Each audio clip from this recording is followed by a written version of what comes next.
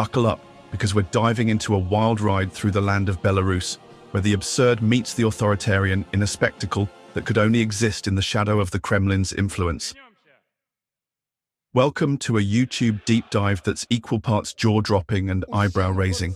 Today we're unpacking Belarus's strongman Alexander Lukashenko, his self-proclaimed title as Europe's last dictator, and the bizarre arms expo that's turning Minsk into a playground for global pariahs. Plus, we'll wrap it up with a hilariously quirky tale of Belarusians racing on invisible motorcycles. This is your guide to Belarus politics, Lukashenko's 7th term, Dictators arms expos, drones, missiles, and the motor-horsing championship, a mix of autocracy, weaponry, and absurdism that'll leave you questioning reality. Let's get started. First up, Alexander Lukashenko, the man who's been gripping Belarus with an iron fist since 1994. On January 26, 2025, he won his 7th term as president, reportedly securing a laughable 87.6% of the vote in an election so blatantly rigged it could double as a comedy sketch. Lukashenko, often dubbed Europe's last dictator, doesn't just accept the label, he revels in it. In a 2012 Reuters interview, he quipped, "I am the last and only dictator in Europe. Where else would you see one?" The man's got a point. In a world of polished populists, Lukashenko's unapologetic Soviet throwback style is almost brazen. But don't let the bravado fool you. This is a regime built on fear, not charm. Since 2020, when mass protests erupted over yet another stolen election, Lukashenko's security forces have detained over 35,000 people, many tortured or forced into exile. His secret police, still chillingly called the KGB, operate with a brutality that makes dissent a dangerous hobby. What's fascinating and grimly amusing to Western audiences is how Lukashenko plays the geopolitical game. He's Vladimir Putin's loyal sidekick, allowing Russian troops to use Belarus as a launchpad for the 2022 Ukraine invasion and even hosting Russian nuclear weapons. Yet, he's not above flirting with the West when it suits him. Since July 2024, he's pardoned 250 political prisoners, including high-profile opposition figures like Maria Kolesnikova, in what exiled opposition leader Sviatlana Tsikhanouskaya calls a cynical PR stunt to ease sanctions. Tsikhanouskaya, speaking at Davos in January 2025, nailed it. It's not a change of policy, it's testing democracy. Lukashenko's pardons are less about reform and more about dangling carrots to keep the EU guessing. The man's a master at playing both sides, ensuring his survival while Belarusians pay the price. But here's a speculative twist most might not consider.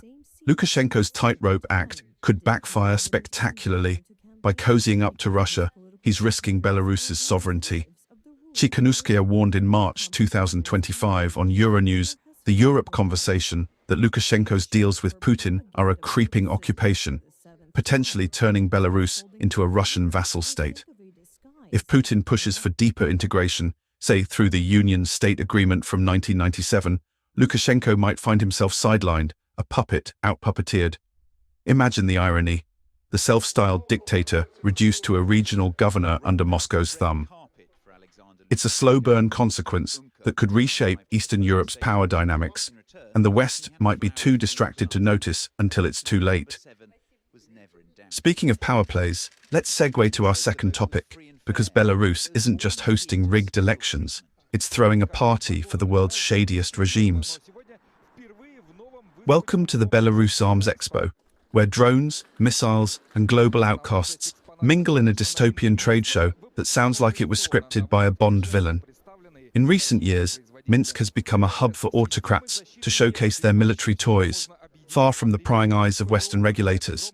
Think of it as Comic-Con for dictators, complete with hypersonic missiles and surveillance drones. Lukashenko, ever the opportunist, has bragged about hosting Russia's Oreshnik hypersonic ballistic missile, a weapon that can scream across continents at Mach 5. He's also flaunted Belarus's own Polonaise rocket systems, which, let's be honest, probably owe their existence to Russian blueprints. What's darkly funny is the guest list. This isn't NATO's annual conference. The Expo attracts the kind of regimes that make UN diplomats squirm. Think North Korea, Iran, and Syria, all swapping notes on how to dodge sanctions and oppress with efficiency. To Western audiences, the idea of a dictator's arms bazaar feels like something out of a satirical novel, but it's real, and it's thriving in Minsk. The Expo's secrecy adds to the absurdity. Independent media are barred, and the Belarusian KGB ensures no pesky journalists spoil the fun. Yet, snippets leak out, like Lukashenko's boast in January 2025, that Belarus's drone tech could redefine modern warfare. Sure, Alex. Tell that to the Ukrainian forces dismantling Russian drones daily. The consequences here are chillingly under-discussed. By hosting this expo, Belarus is becoming a global hub for rogue states to network and innovate. Imagine a future where Iranian drones, North Korean missiles, and Belarusian surveillance tech combine into a nightmare arsenal for autocrats worldwide. The West's sanctions might slow this, but they won't stop it. Smaller nations, inspired by Lukashenko's defiance, could start their own mini-expos, creating a decentralized black market for weapons that destabilizes entire regions. It's a slow-motion crisis the UN Security Council isn't equipped to handle, and it's happening right under Europe's nose. Belarus isn't just a Russian satellite, it's a rogue state incubator, and Lukashenko's grinning all the way to the bank. Now, for a palate cleanser, let's shift gears to something so delightfully weird it could only happen in Belarus. In 2024, the country hosted its first motorhorsing championship, a sport where grown adults sprint around a track clutching handlebars, pretending to ride invisible motorcycles.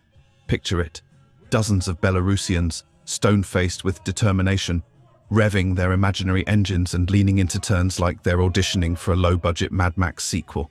The event, held in Minsk, drew a surprising crowd, with participants decked out in cycling gear, some even mimicking engine noises for authenticity. To Western eyes, it's peak absurdity, a mix of performance art and unhinged creativity that somehow feels quintessentially Belarusian. As we wrap up, thanks for joining us on this wild journey through Belarus's authoritarian circus. If you enjoyed this dive into Lukashenko's dictatorship, the Arms Expo of Doom, and the motor-horsing madness, hit that like button and subscribe for more. What do you think? Can Lukashenko keep juggling Russia and the West? Or is his time running out? And be honest, would you try motor-horsing? Drop your thoughts in the comments below. For more revelations from the world behind the new Iron Curtain, watch one of these videos next.